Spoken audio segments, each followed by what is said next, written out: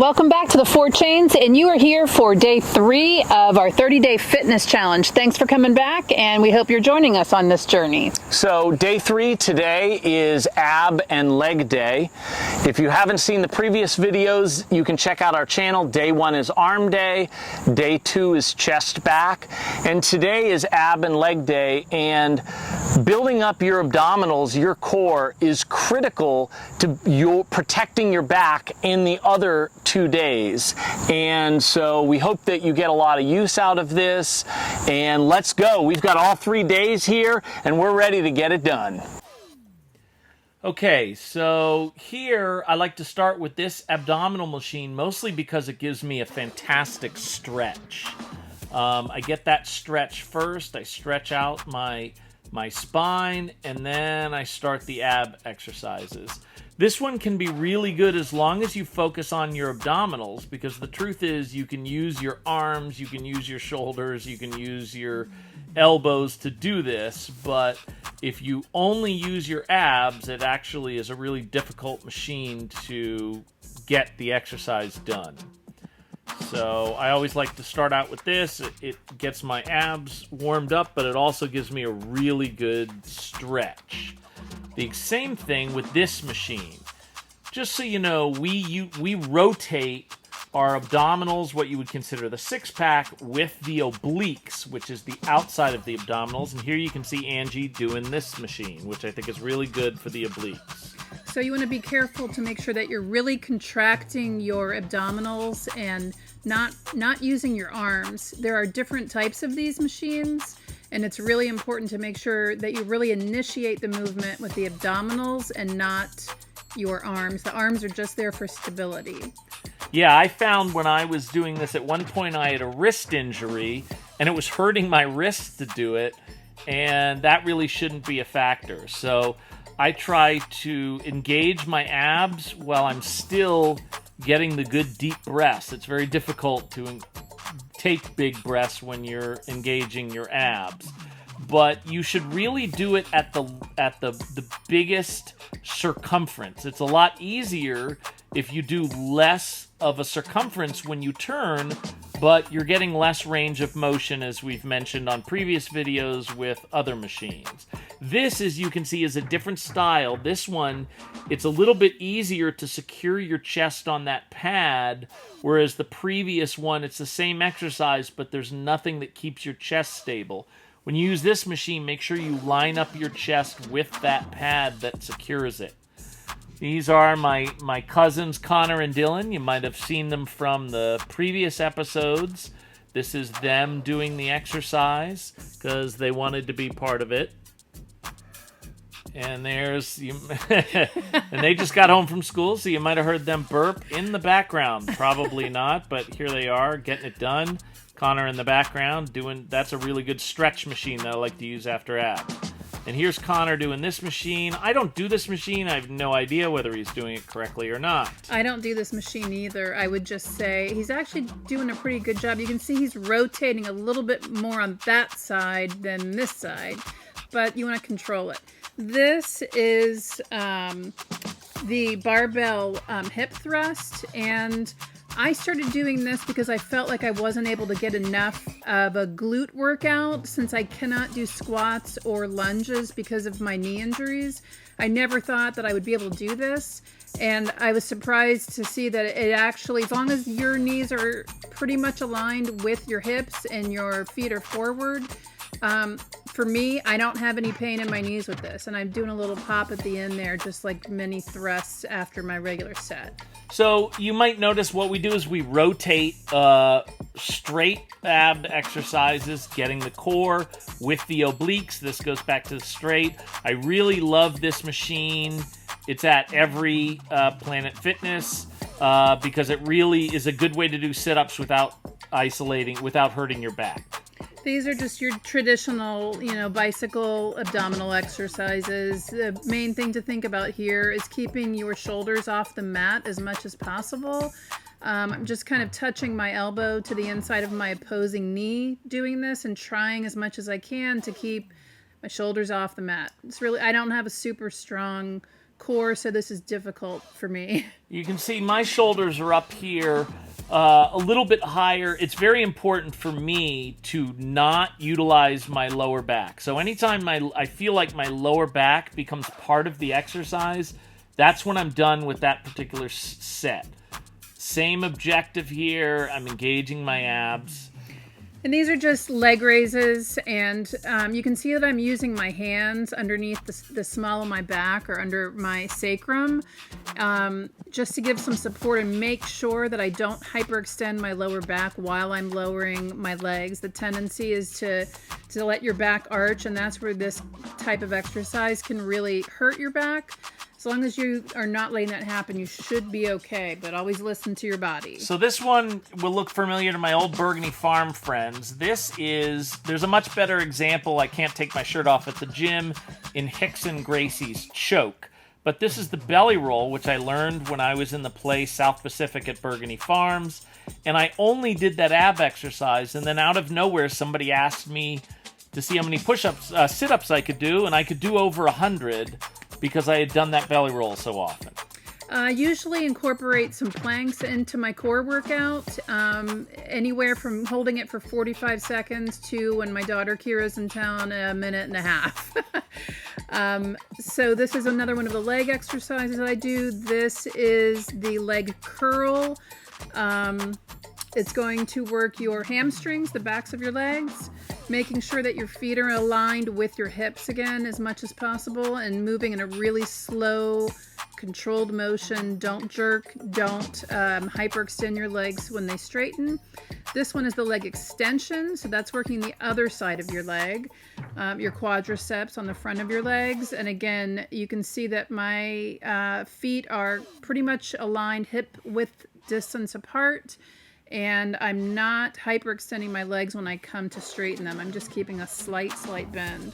For some people, you might not want to come down quite as far as I do also. This is the Abductor Machine. And an abductor muscle is really anything that causes movement of one of your limbs away from the midline of your body. This is working the outside of my hips and my glutes. With any exercise, you want to, as much as you can, explode out and then control coming back in. When I'm done with this one, I'm going to be switching to the other side. This is for your inner thigh versus your outer hip. And again, just going to explode as much as you can and then control. And that's with every single exercise that you do. Obviously, the more weight you have, the harder it is to do that. Hi, welcome back to the Four Chains. Okay, so you guys did it. You did all 3 days. If you just happen to be falling on this video, this ab leg day, you can go back on our channel. We have day 1, which is arm day. Day 2 with its chest back day. And I should say that we're making this video at the end here because there's some more generalized things about all those days, advice that we've learned that we want to pass on to you. And one of those is start slow. We've shown you all of the exercises that we've done. We purposely haven't talked about the amount of reps and the amount of sets that you do. Now, if you've read up on this, doing sets of 6 reps is what people do, 6 to 8 for strength, 8 to 12 for muscle endurance. Anything under 6 is really useless unless you're a football lineman or a pro wrestler. But in terms of what our goals are, you can choose that and move up. I think anything over like 12, you probably need to move up in weight. But in general, I would also say that start slow. You don't have to do all of these exercises right off the bat. Depending on your current physical condition, you can just start phasing in these exercises as you go because you have the videos. And I would say that you want to track your progress too. So for me, I just have on my phone, I text myself arm day, chest back day, leg day, and I say what weight machines or exercises I'm doing, how many sets, how many reps, and how much weight. And then as I'm changing those, those things or increasing the weight in particular, I'll just change that in my phone and text it to myself again. So I'm able to track it as I go. And that's really valuable for both progress, but also in terms of how you feel, because when you see, even if you're just doing an extra couple of reps or adding an extra set of a certain exercise, you can see the progress that you've making. You don't just have to know in general you're making progress. You know that you are because you're keeping track of it on your phone. I think that's a great way of setting those goals. And even though we call day 3 leg ab day, I would say that I do some core work pretty much every single day, whether it's arm day, chest, back, or leg day. I focus more on it on day 3 when I'm doing legs also, but I try to do something, even if it's just planks in between some of my other stuff or at the end of my workout. I try to do a little bit of core every day just because I feel like I need it. And when you're lifting weights, particularly at my age with a bad back, every exercise is also a core exercise. You know, I don't do as good a job at breathing because I'm engaging my core, but I'm doing that to protect my spine, and that's really, really valuable. And I would say another thing is, even if you're not feeling like you're going to have a great workout that day, maybe you're tired, maybe you're just not feeling great, it's really important just show up. Just show up and do something. Even if it's not going to be the best workout you've ever had, showing up is better than not going at all. Absolutely. For people our age, it's the Bo Jackson rule. Just do it. Yeah. And it's also, you're in the routine. So if you're doing it every day, even if it's one day, one workout's not as great as the next day or the day before, you're still in the routine, and that's what keeps you going. That's great advice, whether you're not feeling 100% or you don't have quite the amount of time that you would normally do. Obviously, it's better to get up early, but if you can't, you know, it's still better to go to the gym than it is not to go to the gym. And it just gets your kinetic energy going. And sometimes you don't feel well, you don't think you can do it, you go to the gym, you start exercising, and then all of a sudden you feel better. And I think that that's, really, really good. Yep. Another thing we didn't talk about is before the workouts and after the workouts, in the morning, don't not eat breakfast. I understand in this society, losing weight is very, very important, but, you're not going to lose as much weight if you don't have that energy, if you don't have the protein to fuel your muscles, and you don't have the carbs to fuel your energy. So have a healthy breakfast, even if it's just a protein break, a bar or shake and some coffee. And then afterwards, you want those proteins, you want those amino acids. You can get them from natural foods, or that can also be another protein shake. Agreed. Now, the other thing is, in order to do this, make this a habit beyond just these 30 days, what we recommend is devising a reward. Set your goals. You're going to be a certain weight by a certain time. You're going to complete the 30-day no-cheat fitness challenge. Set a reward for yourself. Or a goal. I think, like for some people, my sister actually is getting ready to go to a reunion. So I think for a lot of people, going to a high school or college or whatever reunion, that might be a good goal to set to, get yourself feeling healthy before you show up to that. I think that's a lot of incentive. I mean, for us, if you I don't go to those. If you follow our YouTube channel, our rewards are trips. If you are a Patreon, you may already know this, but we actually invite our Patreons to go with us when we go to Mexico, when we go to Vegas, when we go to Italy and other trips. We actually want you guys to be part of the experience. If you're watching this right after we published it and you're a Patreon, we've got a trip to Mexico we're planning and a trip to Vegas, and we'd love to see you there. But that's usually enough incentive for us, particularly Mexico, when we know we're going to be in bathing suits. It's usually really good. It's really good incentive for us. So let's get that 30-day no cheat challenge going. You can start at any time. No day is too late.